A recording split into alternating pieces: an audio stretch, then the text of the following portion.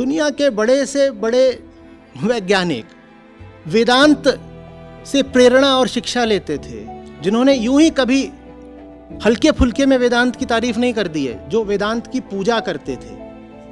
दुनिया ने भारत से जो ऊंची से ऊंची चीज सीखी है वो वेदांत है। गीता भी वेदांत का एक प्रमुख स्तंभ है। हिंदुओं ने आज तक जो कुछ भी गलत करा हो उसका दोष गीता पर डाल दो, गीता को आग लगा दो।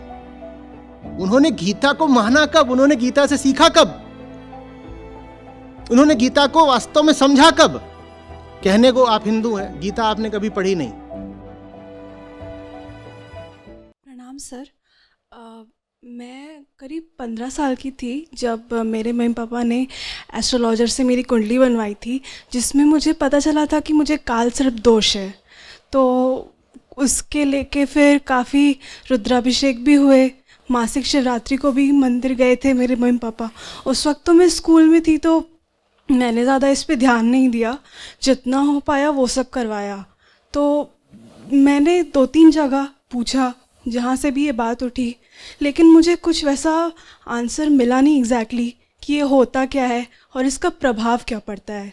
अभी मैं जॉब ही कर रही हूँ, तो कहीं कहीं पे अगर कुछ ऐसा किसी तरह का प्रॉब्लम आता है तो मुझे लगता है कि इसी वजह से हो रहा है, कि मेरी गलती भी है। तो मुझे एग्जैक्टली इसका कॉन्सेप्ट समझना है कि ये है क्या, और ये क्या कुछ कर रहा है कि ये हम जो अपने से कर रहे हैं काम, हमारी गलती का वो नतीजा है कि हमें किसी चीज़ में सक्सेस नहीं मिल पा रहा है।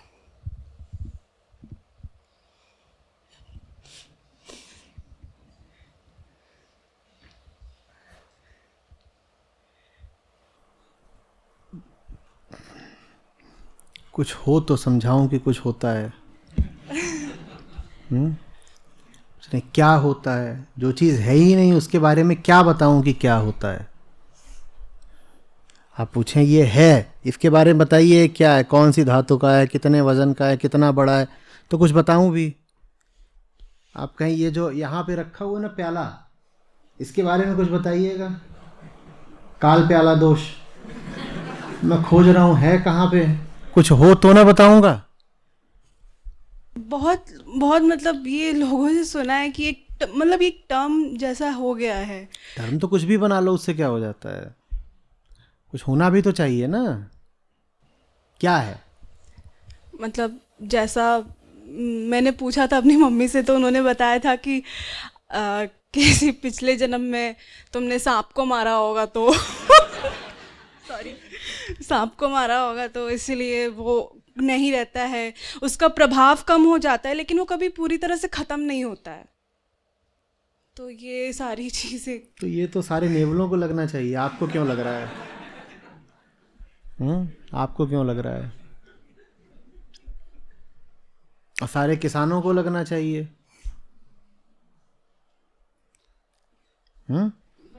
चूहे उनकी फसल खाते हैं, वो चूहों को मार देते हैं। जब चूहे नहीं रहते तो सांप मर जाते हैं। तो इस देश की 70% जो खेतिहर आबादी है, सबको लगना चाहिए।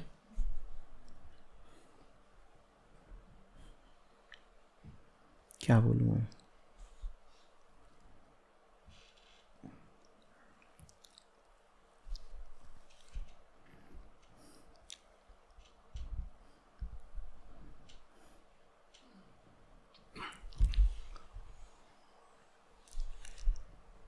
वो उतनी दूर हैं ग्रह उपग्रह।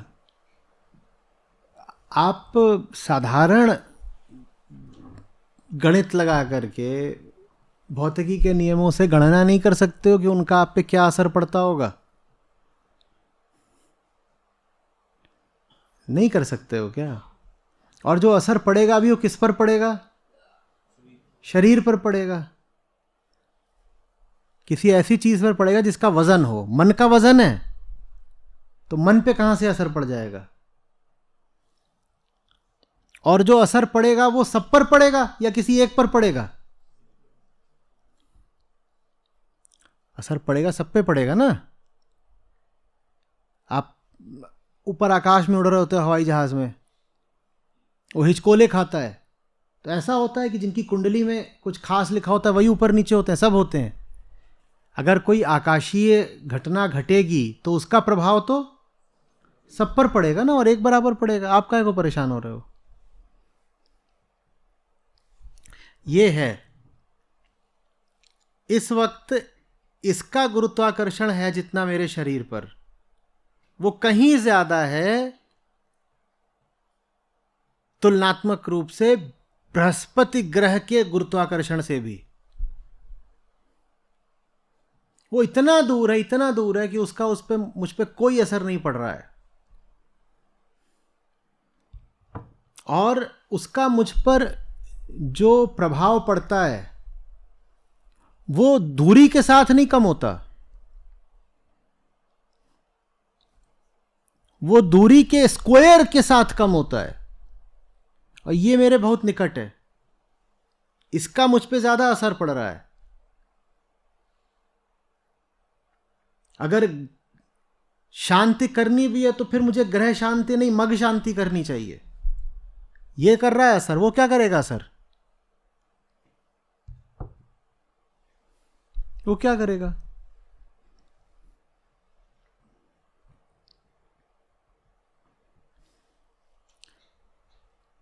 बस वही है कि हम न जीवन को जानते हैं, न शरीर को जानते हैं, न मन को जानते हैं।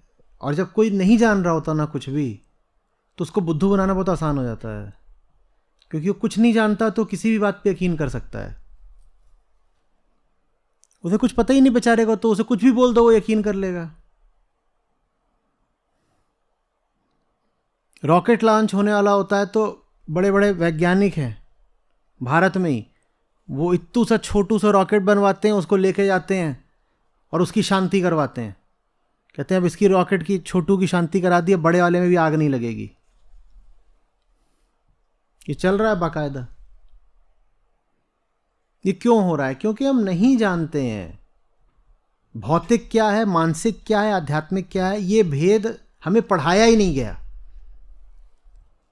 तो विश्वविद्यालयों से ऊंची ऊंची डिग्री पाए हुए लोग भी घोर अंधविश्वासी रह जाते हैं।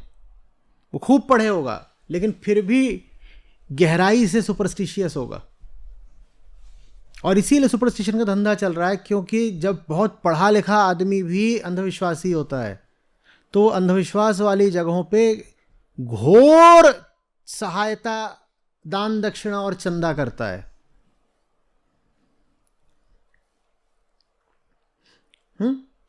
आप लोग, अब आपकी संस्था है, आप लोग संस्था में योगदान करते हो।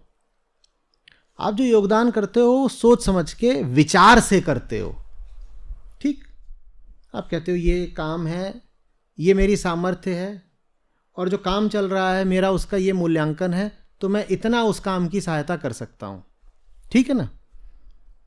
तो उसमें एक तर्क होता है, उसमें एक बुद्धि होती है। लेकिन आपको डरा दिया जाए, आपको बोला जाए आपके बच्चे का संस्था ने अपहरण कर लिया है, आपके बच्चे का संस्था ने अपहरण कर लिया है। अब बताओ आप कितना रुपया देने को तैयार हो जाओगे? जो व्यक्ति साधारण बुद्धि के चलते सोच समझ करके 1000-5000 रुपए आकर के योगदान करता था, वो व्यक्ति सीधे 5 लाख 10 लाख कहो तो 1 करोड़ उतना भी देने को तैयार हो जाएगा। इसलिए ये अंधविश्वास और कुतर्क की दुकानें सबसे ज्यादा चलती हैं, सबसे ज्यादा पैसा इन्हीं के पास रहता है। आप सोचते नहीं हो कि अंधविश्वास फैलाने वाले जितने मिस्टिकल गुरु घूम रहे हैं, ये हेलीकॉप्टर पे कैसे चलते हैं और लगातार विदेशों की यात्राएं कैसे कर रहे होते हैं? ये ऐसे ही कर रहे होते हैं। उन्होंने लोगों को इतना डरा दिया होता है, सर्प दिखा दिखा के, सर्प दिखा दिखा के, कि लोग डर के मारे अपनी पूरी पूंजी इनको दे जाते हैं। उनको सपने में सर्प आते हैं। और ये बिल्कुल आपको मैं तथ्य बता रहा हूं, यही बोल के डराया जाता है कि बेटा कुछ गड़बड़ करी ना तुमने, अचानक तुम्हें पता नहीं चलेगा, कहीं से एक सर्प आएगा तुम्हें डस के चला जाएगा। सारे सर्प तो गुरु जी के कंट्रोल में है। वो सर्प जो लगातार दिखाया जाता है आपको, वो यूं ही नहीं दिखाया जाता। उस सर्प के पीछे तगड़ा आर्थिक तर्क है, इकोनॉमिक लॉजिक है उस सर्प के पीछे, क्योंकि आदमी सर्प से लगातार डरता रहा है और उनका पूरा धंधा ही इसी पर आश्रित है कि आपको डरा कर रखा जाए। जब आप डरोगे तभी तो आपकी जेब से मोटा रोकड़ा निकलेगा। और डराने के लिए सांप बहुत उपयोगी है। डराने के लिए सांप बहुत उपयोगी है। तो लगातार आपसे सांप सांप सांप यही बातें की जाती हैं। चित्रों में सांप दिखाया जाएगा, छवियों में सांप दिखाया जाएगा, कोई इमारत खड़ी की जाएगी, उसमें एक बड़ा भारी सांप खड़ा करेंगे। आप कहीं प्रवेश कर रहे होंगे, वहां द्वार पर ही 5-6 सांप चिपका देंगे।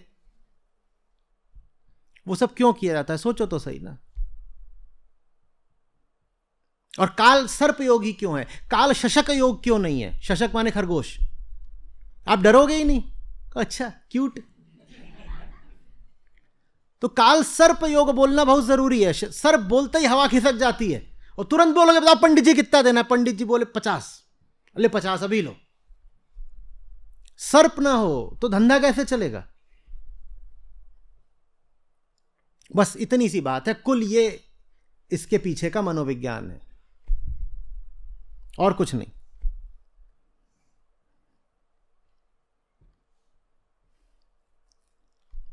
अभी वो कांतारा पिक्चर आई थी, उस पर मैंने बोला पूरा का पूरा वो प्रदेश मेरे पीछे पड़ गया है। वो सब सर्प भेज रहे हैं लगातार। वहां पे जो कमेंट हो जाके पढ़ना, वो यही लिख रहे हैं।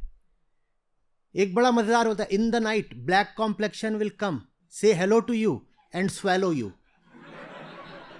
अरे ये जाके पढ़ो, ये वहां लिखा हुआ है। वो उन्होंने ये मुझे प्रेम समेत, in the night black complexion come, say hello and swallow. और सबका यही है। You will die vomiting blood, you are insulting our culture and our ritual. क्योंकि वो खुद भी डरे हुए लोग हैं ना। अब वो जिस चीज से डरे हुए हैं उसी चीज से मुझे डराना चाहते हैं। उनको लग रहा है वो डर गए थे इन सब बातों से, तो मैं भी डर ही जाऊंगा।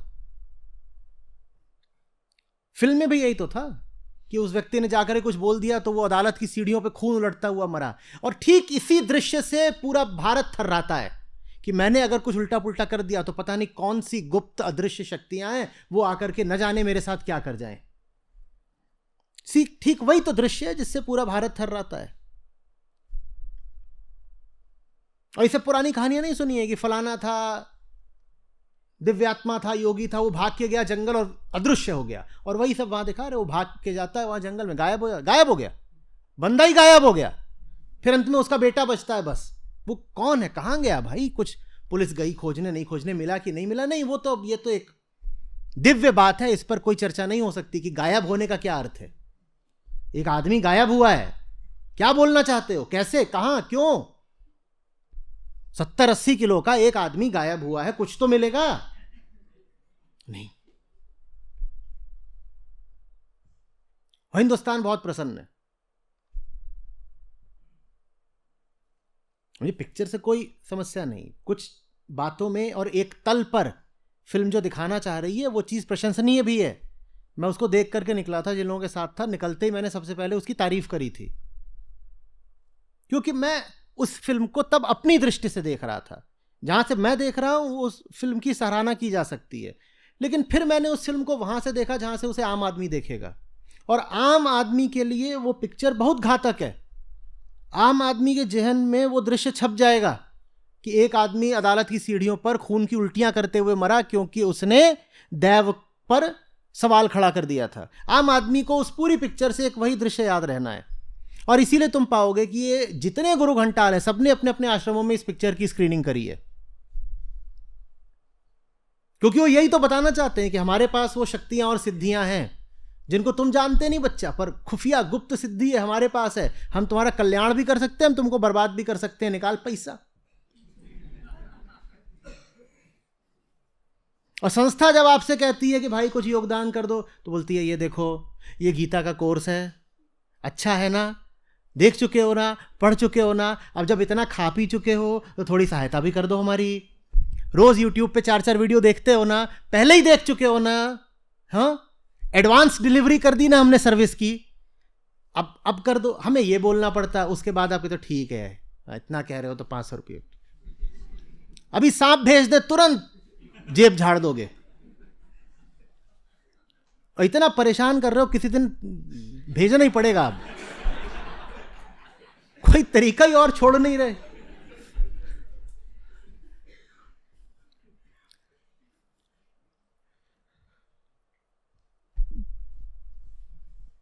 आ रही बात समझ में?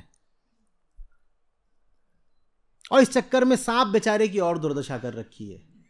वो गरीब जानवर, लेना एक ना देना दो। वो खुद हैरान है कि ये पिछले हजारों साल से पूरी दुनिया पीछे गाय पड़ी है हमारे। कबीर साहब का बड़ा सुंदर है, वो कहते हैं कि घर में सांप निकलता है तो उसे लठ मार मार के मार देते हो और फिर आटे का सांप बना के उसको पूजते हो। वाह बेटा तुम्हारा पाखंड, वाह तुम्हारा पाखंड।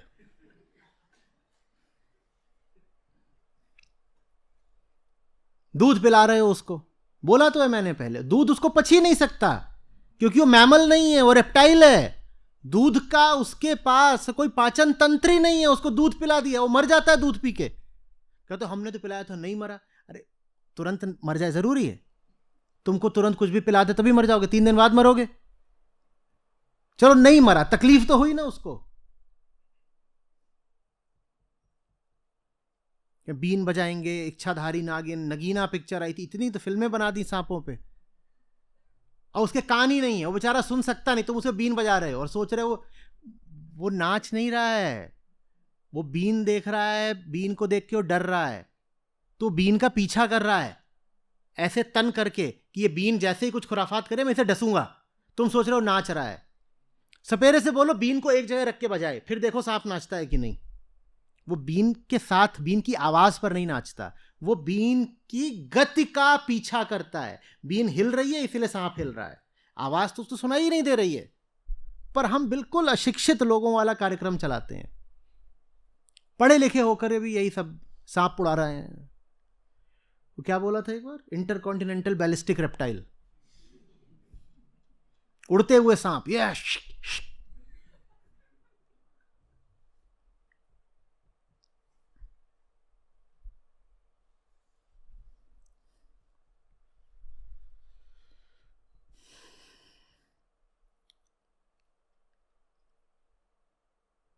अज्ञात का डर, हर आदमी यही कह रहा है। लेकिन अगर कुछ होता ही हो तो मैं ही क्यों रिस्क लूं? अरे जब हर कोई सेफ खेल रहा है तो मैं भी भीड़ के साथ साथ जो थोड़ा बहुत करना होता है मैं भी कर देता हूं। मैं कुछ उल्टा पुल्टा कर दूं और मैं ही मरूं खून की उल्टी करते हुए, तो सबका यही तर्क है बस। क्यों? क्योंकि आपको सच्चाई पता नहीं है, और वो सच्चाई सिर्फ विज्ञान से नहीं आपको पता चलेगी, क्योंकि हमने तो कहा वैज्ञानिक भी घोर अंधविश्वासी हैं। वो सच्चाई आपको अध्यात्म से पता चलेगी। अंधविश्वास की काट अध्यात्म है। विज्ञान तो असफल हो गया, बड़े बड़े वैज्ञानिक अंधविश्वासी हैं। विज्ञान नहीं है अंधविश्वास की काट, अंधविश्वास की काट अध्यात्म है। आध्यात्मिक हम हैं नहीं, और जब आप आध्यात्मिक नहीं होगे तो विज्ञान पढ़ के भी आप अंधविश्वासी रह जाओगे। अंगूठियां ये वो अभी आप ही गिनने लगे तो निकल आएंगी अंगूठियां पता नहीं कितनी। फलानी अंगूठी से फलाने ग्रह का आप कर रहे हो, ये कर रहे हो, कर रहे हो। फेल हुए थे ना 12वीं में, कुछ नहीं पता ना, न प्लैनेटरी मोशन जानते, न डिस्टेंसेस जानते।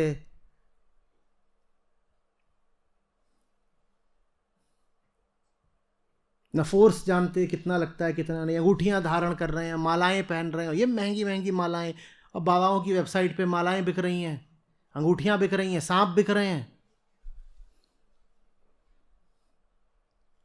तुम पहन भी रहे हो।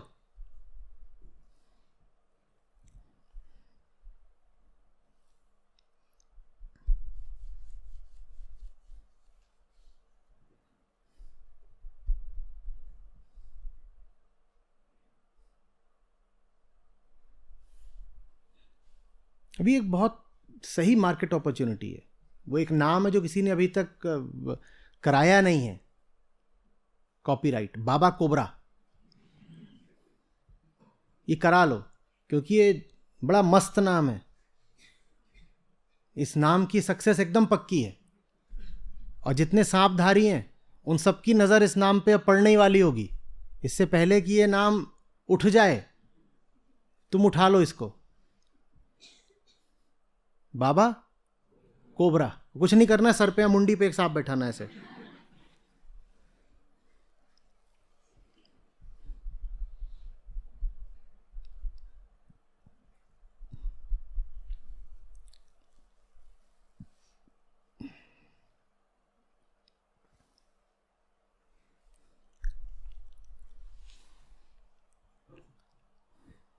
बैठिए।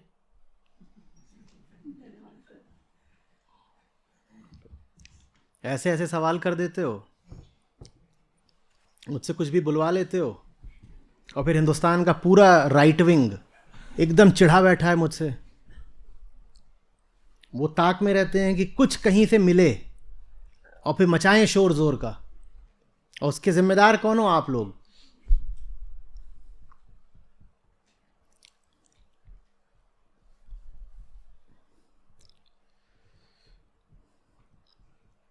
अभी कुछ दिनों पहले सैटेलाइट लॉन्च से पहले भारत की प्रमुख तकनीकी संस्था है, वहाँ पे पूजा अर्चना चल रही थी। तो ये देखकर थोड़ा आश्चर्यचकित हुआ था मैं कि ये क्या हो रहा है, जहाँ पे हमारे युवा जो हैं, जहाँ से तकनीक की शिक्षा लेते हैं, विज्ञान सीखते हैं, वहीं पे एक तरीके से अंधविश्वास को बढ़ाया जा रहा है। कहीं ना कहीं वो उसके केंद्र में भी जो है अंधविश्वास पहुंच ही चुका है।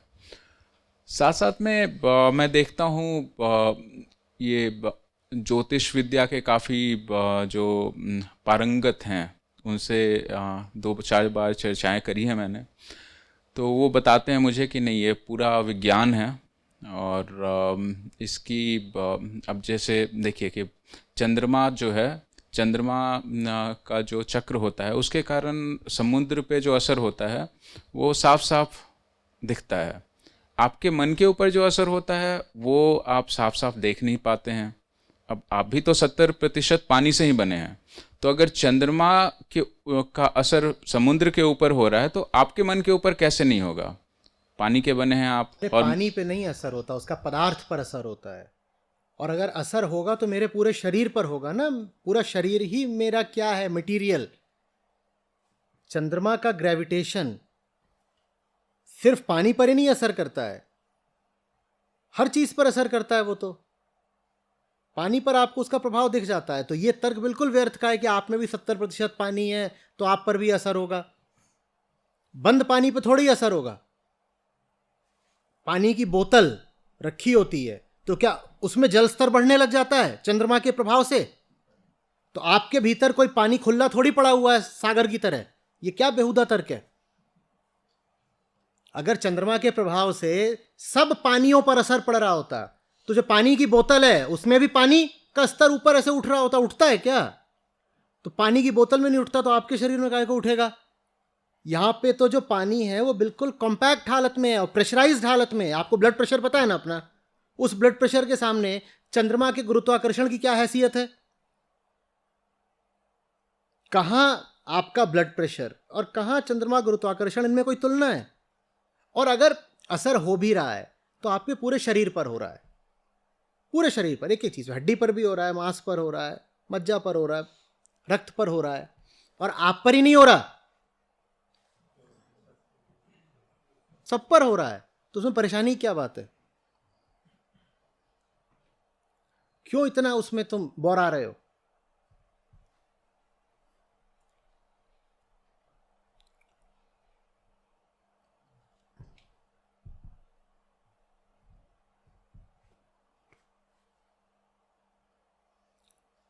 ये जो प्लैनेटरी ऑब्जेक्ट्स हैं ये आपके ऊपर जितना असर डालते हैं ना उससे कहीं ज़्यादा असर, मैं बता देता हूँ कौन सी चीज़ें डाल रही हैं। आप अभी इलेक्ट्रिकल सर्किट से घिरे हुए बैठे हो, उनका मैग्नेटिक फील्ड होता है। 12वीं की फिजिक्स बता रहा हूँ। A flowing current creates its own magnetic field. और वो कितना होता है, किस दिशा में होता है? बायोट-सैवर्ट लॉ हम सब पढ़ चुके हैं। तो ये सब जो आप ये है ना, ये सब है, आप मैग्नेटिज्म के भीतर बैठे हुए हो। ये दोनों जो हैं ये स्ट्रॉन्ग ल्यूमिनस ऑब्जेक्ट्स हैं, ये मुझ पे बड़ा असर डाल रहे होंगे। असर हो रहा है तो इनका ज्यादा हो रहा है। चंद्रमा का असर होता होगा, पर चंद्रमा से ज्यादा असर तो इन चांदों का हो रहा है जो दो घेर के मुझे बैठे हैं। ये छोटे मोटे असर की मैं परवाह थोड़ी करूंगा, मैं तो अपना काम करूंगा।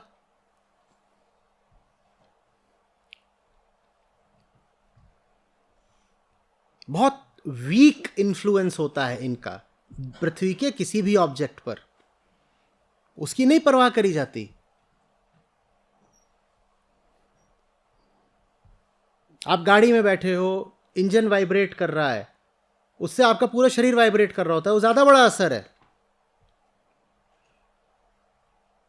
और बहुत बड़ा असर बता दूं, ये जो AQI इतना खराब है, इतने डस्ट पार्टिकल्स हैं, ये ज्यादा बड़ा असर है आपके शरीर पे।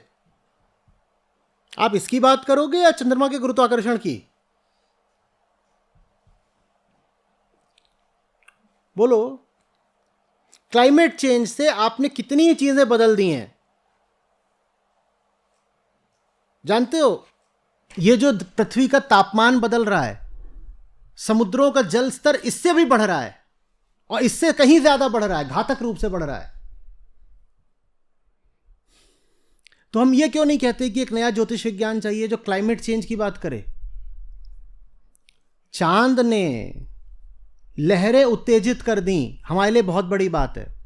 और क्लाइमेट चेंज ने विश्व के समस्त समुद्रों का स्तर स्थायी परमानेंट रूप से बढ़ा दिया, उसकी नहीं बात करोगे? एक दिन लहर उठती है, रोज तो चंद लहर उठा भी नहीं पाता, एक दिन वो इतनी बड़ी बात हो गई। और समुद्र हमेशा के लिए ऊपर उठ गए हैं, द्वीपों को खा गए, शहरों को निगल गए, उसकी नहीं बात करोगे। मैन मेड कारणों से जानते हो पृथ्वी का मैग्नेटिक फील्ड तक प्रभावित हो रहा है, हम उसकी भी नहीं बात कर रहे।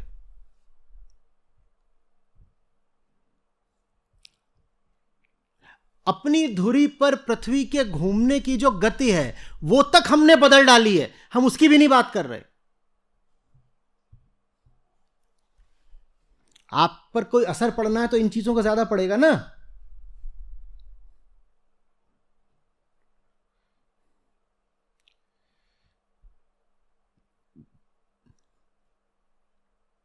उसकी नहीं बात करनी है।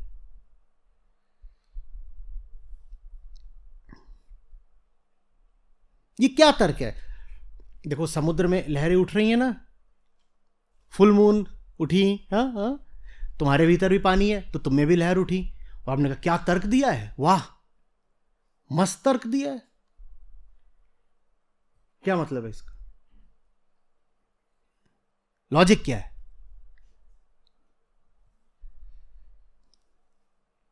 इस हिसाब से तो ये मेरी जो चाय है ये भी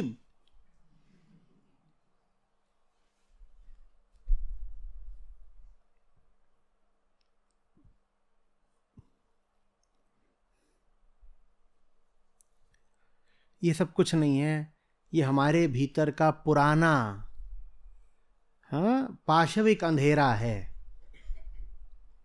जैसे जब इंसान को कुछ नहीं पता था ना तो किसी की भी पूजा करना शुरू कर देता था। तुम बहुत पीछे चले जाओ, हजारों साल पहले, तो दुनिया में यही हुआ है, सबकी पूजा करनी शुरू कर दी। क्योंकि जो अज्ञात होता है वो डरावना लगता है,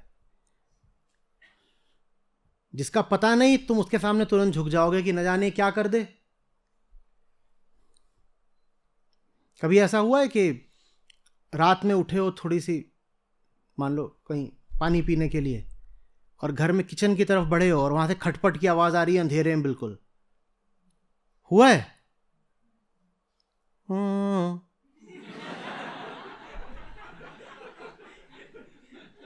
राम से बंधुओं का पूरा कार्यक्रम शुरू हो जाता है ना यहां पे, क्योंकि पता नहीं है तो कुछ भी हो सकता है और फिर बहुत डर लगता है। खट खुट, कौन सी प्रेतात्मा है? कौन से जन्म का सांप? कुछ भी हो सकता है। और फिर प्रकाश, बत्ती जली, स्विच दबा, बत्ती जली और निकला क्या? चुईया। जब पता नहीं होता तो आप एक चुईया से भी डर जाते हो। जब नहीं पता कि जो घटना घट रही हो किसकी वजह से घट रही है तो डर उठेगा। ये बात प्राकृतिक है और ये एक प्राकृतिक डिफेंस मैकेनिज्म है, क्योंकि चूहिया है ये बात तो प्रकाश के बाद पता चली ना। हो सकता है कि वो अजगर होता, होने को तो हो ही सकता है। 1/1 करोड़ की संभावना तो ये भी है ना कि वो अजगर था। तो प्रकृति आपको बचाने के लिए, आपकी सुरक्षा के लिए आपको डर से भर देती है। ये एक प्राकृतिक डिफेंस मैकेनिज्म है। डरा दो बंदे को ताकि वो भीतर न जाए। क्या पता अजगर हुई, 1 करोड़ में से 1 संभावना तो ये है ना कि अजगर हो सकता है। तो प्रकृति कहती है तुम डर ही जाओ। मान लो अजगर नहीं निकला तो कोई नुकसान हुआ? कुछ नहीं, शरीर तो बचा रह गया ना। लेकिन डर करके तुम बच गए यदि वो अजगर था, क्योंकि यदि वो अजगर था और फिर भी तुम घुस जाते तो मारे जाते। तो प्रकृति कहती है प्ले सेफ। अजगर नहीं भी है तो तुम यही मानोगे अजगर है और डर जाओ। प्रकृति ने हम सबके शरीरों में व्यवस्था कर रखी है कि जहां डरने की जरूरत नहीं भी है वहां हम डरें। और यह व्यवस्था हमारे बहुत काम आई है, क्योंकि इस व्यवस्था ने मनुष्य के शरीर को, मनुष्य की प्रजाति को ही आज तक बचा करके रखा है। ठीक है कि डरे रहो, जब डरे रहोगे तो शरीर बचा रहेगा। लेकिन आज आप वहां पहुंच गए हैं जहां शरीर आपका दुख नहीं है, आपका दुख है मन। अंधविश्वास शरीर को बचाने में उपयोगी था। आदिकाल में जब मनुष्य जंगल में था तब अंधविश्वास ने लाभ दिया है, शरीर को बचाया है, इसीलिए अंधविश्वास कायम रहा है, अंधविश्वास के उपयोग रहे हैं। लेकिन आज आपकी समस्या ये नहीं है कि शरीर को कैसे बचाएं, उसके लिए विज्ञान है, दवाइयां हैं, वो बचा देते हैं शरीर को। शरीर को बचाने के लिए अब अंधविश्वास की जरूरत नहीं है। आज आपकी समस्या है मन की गुलामी, और मन की गुलामी में अंधविश्वास बड़ी समस्या है। तो आज जरूरी है कि अंधविश्वास हटाया जाए। आ रही बात समझ में? जब तक प्रकाश नहीं करोगे तब तक चुहिया से भी डरोगे। इसीलिए अध्यात्म में बोध को प्रकाश की संज्ञा देते हैं और कहते हैं तमसो मां ज्योतिर्गमय। ज्योति होगी तो चुहिया से नहीं डरना पड़ेगा।